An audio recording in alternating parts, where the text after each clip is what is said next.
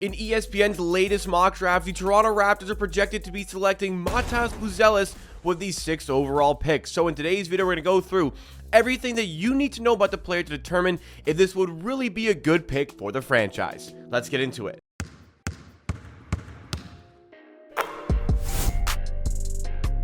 On a year-to-year basis, it really feels as though Jonathan Gavoni of ESPN comes up with the best mock drafts and the most accurate mock drafts. Now, we still have some ways to go before we actually get to that NBA draft, and we still have some ways to go to figure out if the Raptors are even going to be selecting with a top 6 pick in the upcoming NBA draft. But based on the current standings, where everything seems to be fitting into the place as far as personnel is concerned, according to ESPN, yes, Matas Buzelis is slated to be the next draft pick for the Toronto Raptors. So over the course of the video, we're going to go through who the player is. We're going to talk about what he achieved in his most recent season playing with the G League Ignite. We'll go through his strengths. We'll go through his weaknesses. And to finish off the video, we will determine if this would be a good fit for the Raptors and for the player to have long-term success, because that's, after all, what you're going to be looking for from the upcoming draft in any draft class. But for the Raptors in this upcoming draft, they really need to find some talent to supplement the core that is already in place, led by Scotty Barnes, but adding on to the additions with RJ Barrett, Emmanuel Quickley, Grady Dick.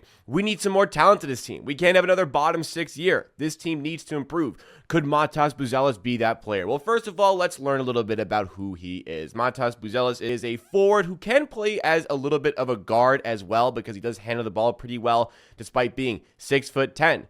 Good height, but maybe not the most eye-popping wingspan. 6'10" height, 6'10" wingspan. We'll touch a little bit more on that as we go through the video, but he's going to be 19.7 years old at the time of the NBA draft. That is nice to work with, and as I said, he was playing with the G League Ignite, and unfortunately, the final season for the G League Ignite, they are going to cease operations. It's kind of a shame. The G League Ignite provided a really good platform for young players, young aspiring players like Matas Buzelis to get good experience playing professional basketball against grown-ups and getting paid to do so. You can't do that in the NCAA. You don't get paid to do it. You don't play against grown-ups. And for a guy like Matas Buzelis, where there are some question marks about his strength, about his frame, about his size, I think that it was a good platform to help work on that in his season of development for heading into the NBA draft. But let's not get too far ahead of ourselves here. In that season with the G League Ignite, again, where he was playing against grown-ups, you have to take that into consideration when looking at these statistics. He put up still some decent numbers. 14.1 points per game, 6.6 rebounds, 1.9 blocks. I've decided to combine his regular season statistics from the G League season and from the Showcase Cup to make it a little bit more full when we look at the overall statistics and what was a not so good season for the G League Ignite. Part of the reason probably that they are ceasing operations. They went 6-40 this season. Not very good, but Buzelis still managed to put up some okay numbers here. We look at his field goal percentage, which was about 45.5%, and unfortunately the three-point percentage was down at just over 26%, leading to not so great effective field goal percentage, as you can see here at 49.2. So Buzelis, if we look at these overall efficiency numbers, a lot of these statistics in general, nothing is really eye-popping about these stats, but you do have to take into consideration he's playing with professional basketball players.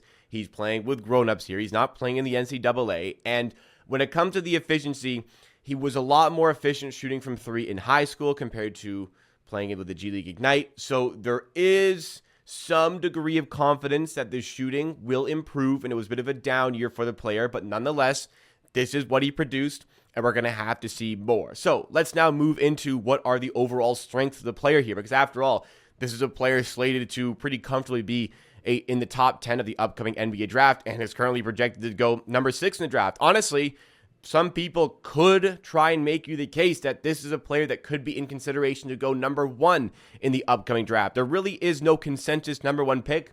Maybe some people have Matas Buzelis being that player. We'll find out if we agree after going through some of the strengths associated with the player. So first things first, you have to talk about his size. He's 6'10", and he does handle the ball decently well for a player of his size, and there's a lot of upside associated with that. Like this type of player, this stringy, tall, switchable, versatile sort of player on the offensive end. This is what a lot of NBA teams are looking for right now, and Matas does fit into that mold, which is why he's being touted as a very high pick in the upcoming draft. Also associated with his size, He moves the ball really well. He plays within the flow of the offense. He's good at passing out of different scenarios, whether it's drive and kick opportunities, post-up opportunities. He's good at reading the court, reading the game, and just has that nice feel for the game that you look for in a player that just comes naturally. It's kind of hard to learn this thing, but just when you watch him play, you just get that feeling that he just really understands the game well and knows exactly what he's doing. With the ball in his hands, he can be pretty versatile, pretty crafty. He can manufacture opportunities in a lot of different ways, including scoring at the rim. He can scoop up and under. He can go with a runner. He can go with a floater. He can go with different layup packages. He can play above the rim. He's pretty athletic for his size. Can always play above the rim, and when he gets into open space, look out. He can really throw down, and in transition, this is a dream sort of player to have in your transition opportunities, again, because of his size, because of athleticism, because of all these great attributes associated with the player. Everything about Matas Buzelis at this present point, we're talking about the attributes in the strength category. These are the traits that he possesses that NBA teams want to work with and shape with going forward. Shooting-wise, even though his numbers were down this season, we still saw good signs as far as his shooting motion is concerned. His shooting form is great. It's something that NBA scouts know that their coaches, their development teams are going to be able to work with. And we did see a good degree of shooting coming in mid-range for the player. That's where he manufactured the bulk of his opportunities in one-on-one scenarios where he had to create his own shooting opportunities, could knock down those mid-range jumpers, was smooth as he was doing it. And if you start to take that jump shot, move it a few feet back, you're starting to hit some NBA three-pointers. It does trend upwards for the NBA level as far as his shooting is concerned, and having that mid-range game does showcase where those attributes lie, and those positive attributes lie specifically. On the defensive end of the ball, there are certainly some things lacking. We'll talk about more of the negatives in just a second here, but has a decent sense. Again, a high IQ basketball player, occupies space as well, can play in different roles as well, whether it be on the perimeter or whether it be, maybe more so playing as the big on the defensive end, covering the spaces, playing as the help defender, is decent in those spots. It does need some improvement, but there's an overall feeling that there is a good sense on the defensive end for him to trend pretty highly upward on the defensive end as well. So, as I said, a lot of the strengths here for Buzelis are in the, just the traits. These are things that people want to work with. But if people want to work with them, it's because they're not quite there yet. So we have to move now to the weaknesses for the player. And, for starter, we'll get to everything else. But the first things first, the overwhelming weakness for the player is his strength, is his frame. 6'10", 6'10" wingspan. You kind of wish he had some longer arms, a longer reach to work with, but it's not completely bad. You just want a little bit better. But the strength thing is very alarming. When it comes to handling the basketball or manufacturing opportunities on the inside, he avoids contact. He doesn't initiate the contact. He's not very aggressive, and that leads to difficulties in getting good shots. When he's playing against an actual big on the opposition, and hey, he was playing against that in the NBA G League, of course.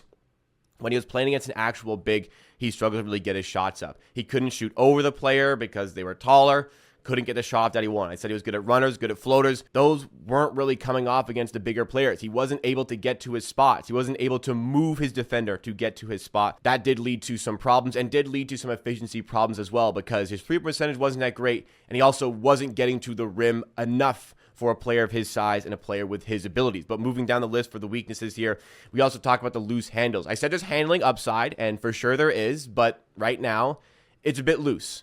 Doesn't have the longest of arms, has high hips, dribbles the ball pretty high up. It's easy to kind of pick his pocket, or a lot easier than it should be to pick his pocket, pick the ball away when he's handling the basketball. It's also a little bit outside his body, which can lead to some more problems. Again, for a player of his size, there's something that you can work with there, but we talk about the weaknesses. The handle can be a little bit loose for Matas Buzelis. Shot creation, as a result, wasn't his strong suit.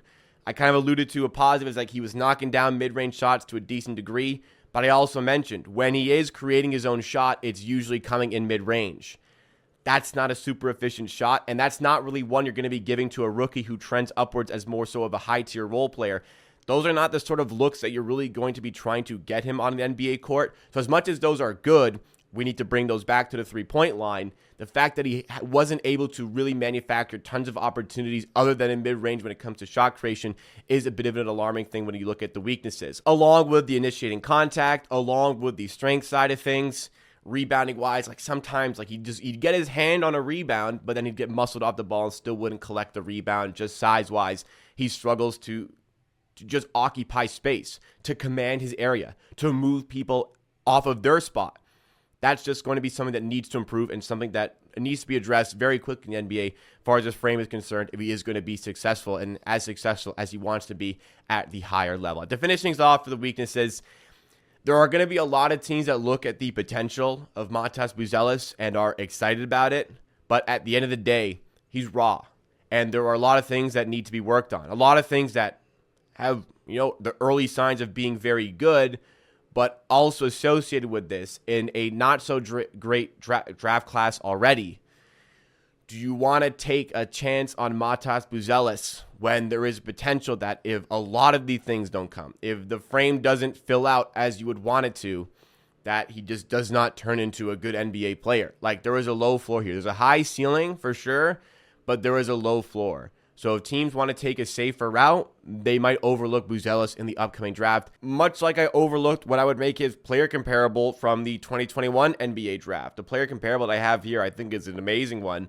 It's Franz Wagner. Now, maybe not quite to the same level of player is what we're expecting Matas Buzelis to produce in the NBA, but especially on my end, I did not expect Franz Wagner to emerge as this talented of a player for the Orlando Magic. One of my issues with Franz Wagner going into that draft was that he does a lot of things decently, but nothing overly well. And the same can kind of be said here for Matas Buzelis. But Wagner is a tall player who can play as a guard, as a ball handler, but as a forward as well. Can play down low, can play multiple roles offensively.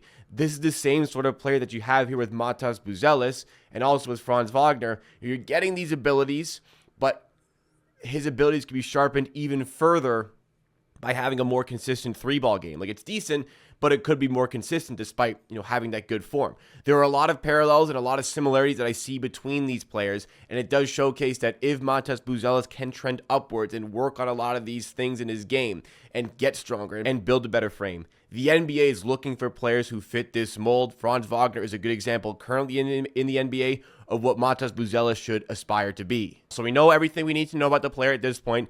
Is this going to be a good fit for the Raptors? Honestly, for Matas Buzelis, I think that there is some good signs for the player. Like I said, this isn't somebody that's going to be projecting as, a starting lead ball handler for your team. But if you can shrink his role a little bit, make it more specific to the needs for your team and to what great attributes Matas Buzelis brings to your team, I think there is upside here. Especially as a cutter, I think that you can tap into a little bit more of his cutting. I think you can tap into that three-ball game.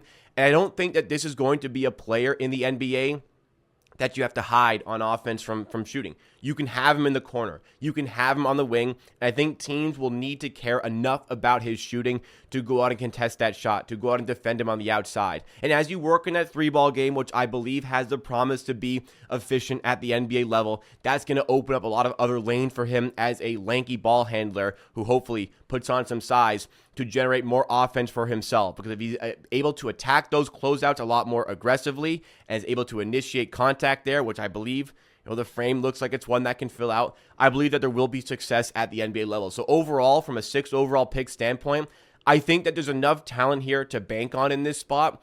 And there's a certain aura about Buzelis as well to want to challenge others and even challenge himself to be better that just not a lot of players in this draft class seem to have.